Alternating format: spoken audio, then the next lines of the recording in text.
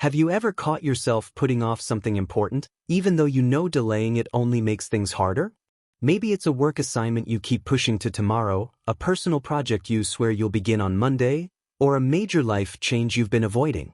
You tell yourself you'll get to it later, just need more motivation, or are waiting for the perfect moment, which never seems to arrive. Here's the reality. Procrastination isn't just about poor organization or a lack of willpower. It's much deeper, a reflection of how you relate to fear, discomfort, and your own identity. The harder you put off your tasks, the weaker you become. Each time you choose the easier option or delay what's unavoidable, you train your brain to dodge discomfort. You teach yourself not to trust your own commitments, slowly becoming someone ruled by excuses. If procrastination is so harmful, why do we keep falling into this trap? The answer lies within your brain. Procrastination isn't laziness, it's a psychological defense mechanism. Your nervous system is undermining you. The harsh truth, your biggest enemy is yourself. Even worse, modern life fuels this weakness. Social media, endless short videos, constant notifications, all designed to grab your attention and reinforce your habit of putting off what truly matters. Today, that changes. In this video, we will break procrastination down to its core, revealing the uncomfortable truths about fear, self-sabotage, and how your brain works against you. Most importantly, you'll learn how to take back control. There are two kinds of people, those who act and those who watch life pass them by. Which will you be? Many think procrastination is just laziness or lack of discipline. They blame themselves for not having enough motivation. But this is a surface-level explanation. Procrastination is a symptom, not the root problem.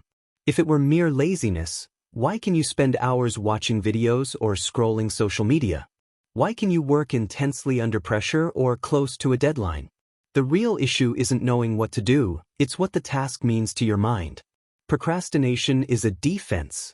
Your brain sees a task as painful, whether because of fear of failure, perfectionism, low self-esteem, or difficulty, and reacts like an animal avoiding pain.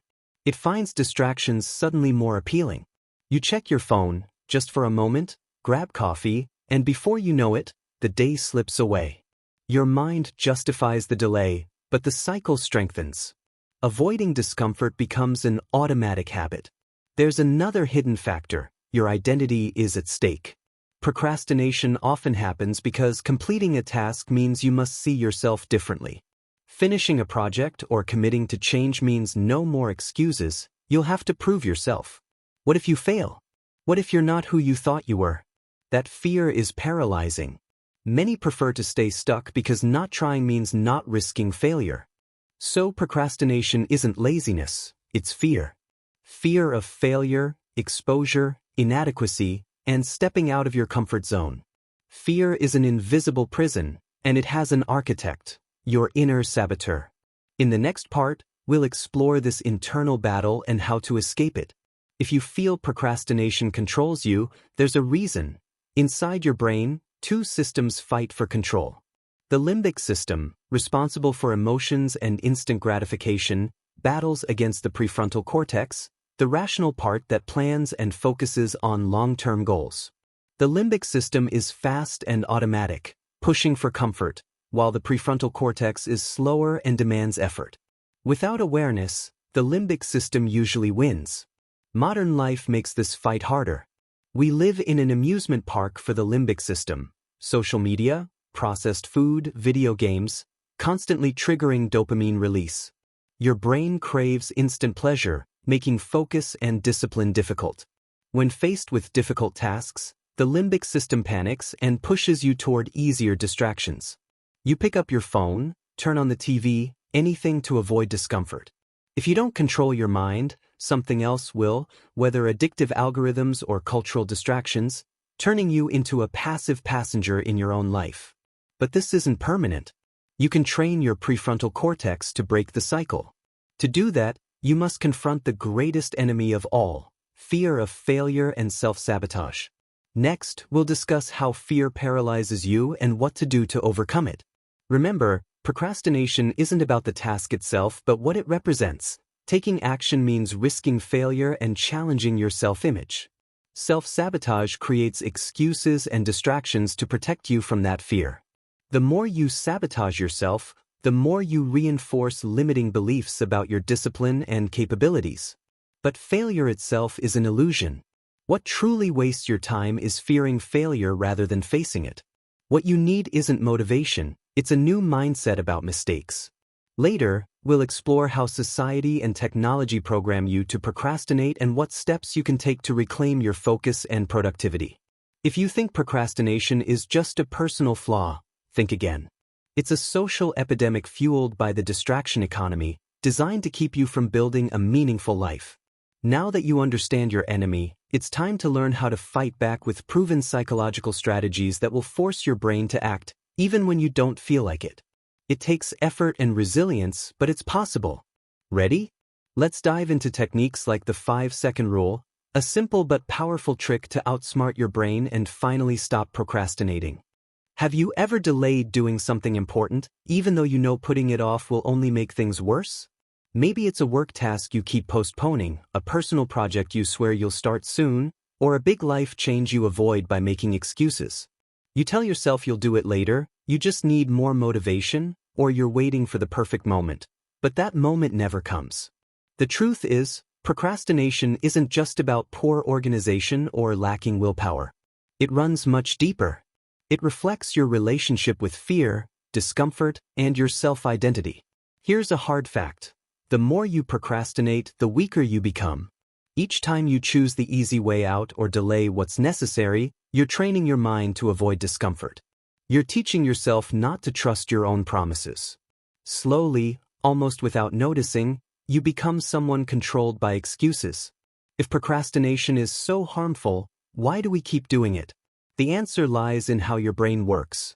Procrastination isn't laziness, it's a psychological defense mechanism. Your nervous system is working against you. You're fighting yourself, but also a whole system designed to distract you. Social media, endless entertainment, instant gratification, all of it keeps you from focusing on what matters. In this video, we break down procrastination to its roots. We reveal the fears and self-sabotage behind it, how your brain battles internally, and how you can regain control. Ultimately, people fall into two groups, those who act and those who watch life pass by. Which one will you be? Most think procrastination is just laziness or lack of discipline, blaming a shortage of motivation. But that's too simple. If you were lazy, you wouldn't spend hours on social media or watching videos. If you lacked discipline, you wouldn't sometimes work hard under pressure. The real issue isn't your ability to act, but what action means to your mind. Your brain sees certain tasks as threatening, maybe due to fear of failure, perfectionism, or low self-esteem, so it triggers avoidance behaviors. You might start with a quick phone check, then an hour slips away. Your mind convinces you the delay was justified. The more you procrastinate, the easier it becomes. Avoiding discomfort feels rewarding, turning into a habit. This vicious cycle makes tasks feel harder and scarier over time. There's also an identity factor. Procrastination lets you avoid seeing yourself differently. Completing a project or making a change means no more excuses and the risk of failure or disappointment. Many prefer procrastination's limbo because failure remains hypothetical. They haven't really tried yet. So procrastination is really fear. Fear of failure, exposure, not being good enough, or leaving comfort zones. This fear acts like an invisible prison, guided by an inner saboteur you barely notice. Inside your brain, two parts battle for control: the limbic system, which craves immediate pleasure and avoids discomfort, and the prefrontal cortex, which plans, disciplines, and seeks growth. The limbic system acts fast and emotionally. The prefrontal cortex is slower and requires effort.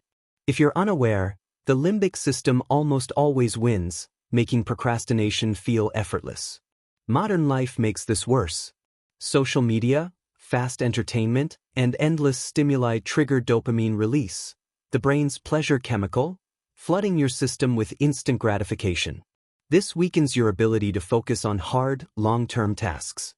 When you try to work on something difficult, your limbic system panics and pushes you toward easier pleasures. You might pick up your phone or watch TV, unaware you're being controlled. But there's hope. You can strengthen your prefrontal cortex and break this cycle. The key enemy is fear of failure and self-sabotage. This fear paralyzes you by making failure seem worse than it really is. Self-sabotage creates distractions and excuses, convincing you to avoid facing fears. Ever notice how suddenly you need to organize your desk or research more instead of starting? That's your brain protecting itself from an imagined threat. The more you self-sabotage, the more you reinforce feelings of weakness and incapacity. Over time, procrastination becomes part of your identity. But what if failure wasn't the real problem? What if the real loss was the time wasted fearing failure? Changing how you view failure is essential. Only when you stop running from mistakes can you finally act. Procrastination isn't only personal, it's social. The digital world is designed to keep you distracted for profit. The more time you spend scrolling, the less time you spend building your life. It's a cycle of guilt and distraction that's hard to break. We're living in a world of distracted, overwhelmed, yet unproductive people, exactly how the system wants it. Procrastination is a social epidemic, and if you don't take control of your mind, others will control it for you. The good news? There are proven psychological techniques to defeat procrastination and retrain your brain. It requires effort and resilience, but you can reclaim your focus and start building what matters. One such method is the 5-second rule. When you catch yourself hesitating, count down 5-4-3-2-1 and just start. This tricks your automatic brain into action before fear kicks in. Another powerful approach is to break big tasks into tiny, manageable steps. Often, the overwhelm of a huge project fuels procrastination. When you divide it into small parts, each feels less intimidating and easier to start. Celebrate these little wins. They build momentum and weaken fear's grip. Also, develop awareness of your inner saboteur by noticing the thoughts and feelings that arise when you delay action. Name your fears, doubts, and excuses. Simply observing them reduces their power over you. Creating a distraction-free environment is crucial too. Turn off notifications, put your phone away, and set clear time blocks to focus. Protect your attention like a precious resource. It's your most valuable asset for conquering procrastination. Remember, discipline isn't about being perfect but about consistent commitment. You won't always feel motivated or ready, but taking action anyway builds strength and confidence. The more you act despite fear, the less fear controls you. At its core, beating procrastination is about respect. Respect for your own time, goals, and potential. Every moment spent hesitating is a moment lost from your future self. By honoring your priorities, you reclaim power over your mind and life. You have the choice: remain stuck in avoidance and watch life pass by, or become the person who takes control, moves forward despite discomfort, and shapes their destiny. So next time you feel yourself slipping into procrastination, pause and ask, what am I really afraid of? Then, with courage and persistence, start anyway. The path to breaking free from procrastination isn't easy, but it's one of the most rewarding journeys you can take. Your future self will thank you.